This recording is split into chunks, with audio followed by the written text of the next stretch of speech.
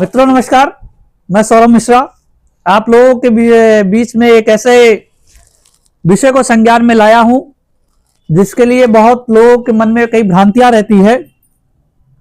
माता पिता की जो पारिवारिक पेंशन होती है, पिता की मृत्यु और माता की मृत्यु के बाद उनके ऊपर आश्रित जो बच्चे रहते हैं, उन बच्चों को उसका लाभ मिलेगा कि नहीं मिलेगा, ऐसे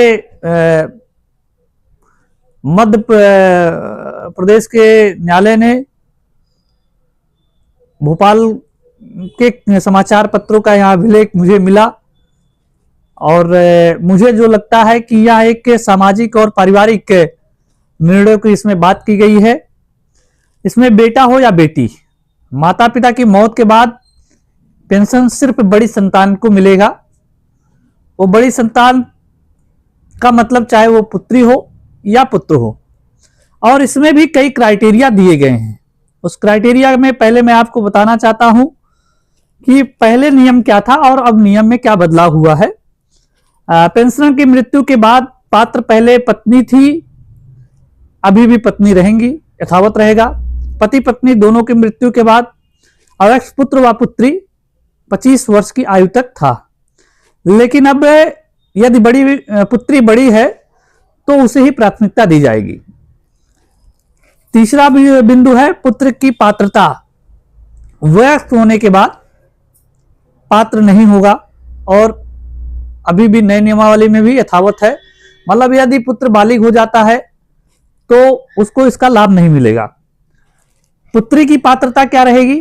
अविवाहित पुत्री को 25 वर्ष की आयु तक, ऐसे था पहले, लेकिन अब उसमें परिवर्तन किया गया है। उसमें अविवाहित पुत्री को आजीवन पेंशन मिलेगा। मतलब जिन पुत्रियों का विवाह नहीं हुआ है और वो अविवाहित रहती है तो उनको आजीवन पेंशन मिलेगा। तीसरा बिंदु है विधवा पुत्री। विधवा पुत्री में पहले पात्र नहीं थी, लेकिन अब आजीवन पात्र होंगी। मतलब है कोई ऐसी पुत्री है जिनका पति मर गया है तो वह माता पिता के पारिवारिक पेंशन का लाभ उसे मिल सकता है। और अगला बिंदु है तलाकशुदा पुत्री। पहले पात्र नहीं थी लेकिन अब आजीवन पात्र है, मतलब वहां भी अब इसका लाभ पा सकेंगी।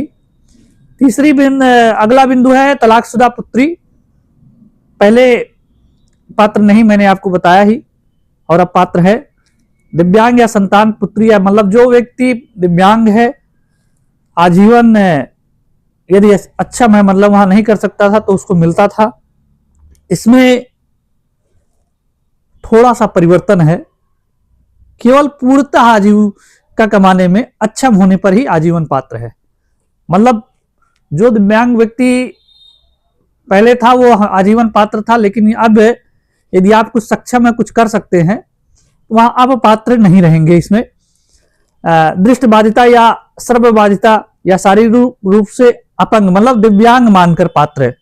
मतलब जो व्यक्ति दिव्यांग होता है वह माता पिता के ना रहने पर उसको आजीवन पेंशन उसकी पात्रता थी, अब पात्र नहीं है। सरकार के अनुसार आजीविका कमाने में सक्षम, मतलब जो सरकार इनको मानता है कि हाँ आजीविका कमा सकते हैं, वो उनके लिए अब पात्र नहीं है। मानसिक रूप से या पूर्णतः अक्षम दिव्यांग, स्पष्ट प्रावधान नहीं था पहले। 100% अक्षम होने पर यहां आजीवन पात्र रहेंगे। अंतिम बिंदु है सहोदर भाई दिव्यांग। पात्र नहीं थे पहले, अब आजीविका में अक्षम है तो पात्र है। यह बिंदु सरकार को निर्देशित किया गया है, मतलब उनके सरकार के द्वारा ऐसे प्रस्ताव को तैयार किया गया। उन प्रस्ताव की कैबिनेट को मंजूरी में लिया गया है और अब भले ही घर का पुत्र हो, लेकिन यदि बेटी उससे बड़ी है तो वहां पारिवारिक पेंशन का पात्र होगी। और पहले ऐसा रहता था, गैरतलब की जो पेंशन सेवानिवृत्त कर्मचारी को जीवन भर मिलती है, जो ओल्ड पेंशन स्कीम के अंतिम पेंशन का 50% और एनपीएस की इन्फिटी के आधार पर और यूपीएससी के निश्चित पेंशन की पात्रता जो है वह अंतिम यूनिटी के आधार पर बनती है। परिवार पेंशन कर्मचारी की मृत्यु के बाद पत्नी को मिलती है, जो 30% हो जाती है। पति और पत्नी दोनों की मृत्यु के बाद अगस्त बच्चों को पेंशन की पात्रता रहेगी। इसमें कई बिंदु और है जो हम लोग जानना चाहते हैं।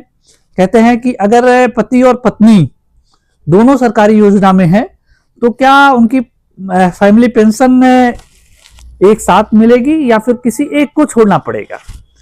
तो नहीं, ऐसा नहीं है, दोनों को फैमिली पेंशन मिलेगी, क्योंकि दोनों लोग सरकारी उसमें है और दोनों लोग अपनी आजीविका को चलाने के लिए सक्षम थे, तो दोनों की पात्रता होती है और ऐसा ही रहेगा। दिव्यांग संतान को जीवन भर पेंशन मिलेगी, लेकिन इसके लिए कितनी बार सत्यापन जरूरी होगा? यदि अस्थायी दिव्यांगता है तो एक बार, और अस्थायी है तो हर 5 साल पे इसको प्रमाण पत्र देने की आवश्यकता होगी। तो इस प्रकार से इस योजना के आधार पे कई ऐसे बिंदु आए थे।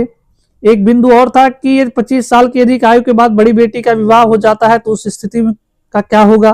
क्या पेंशन उसके 25 साल की आयु के छोटे भाई व बहन को ट्रांसफर होगी? हाँ, ये हो सकता है, सही बिंदु है इसमें, लेकिन सामान्य स्थिति में 25 साल तक ही मिलेगा, इसके बाद बंद हो जाएगा। मतलब ऐसा होता है कि अगर कोई माता पिता की मृत्यु के बाद उसकी बड़ी संतान उसकी बेटी है और बेटी का विवाह हो जाता है और उसके दो और एक भाई और एक बहन और रहते हैं, उस स्थिति में क्या होता है?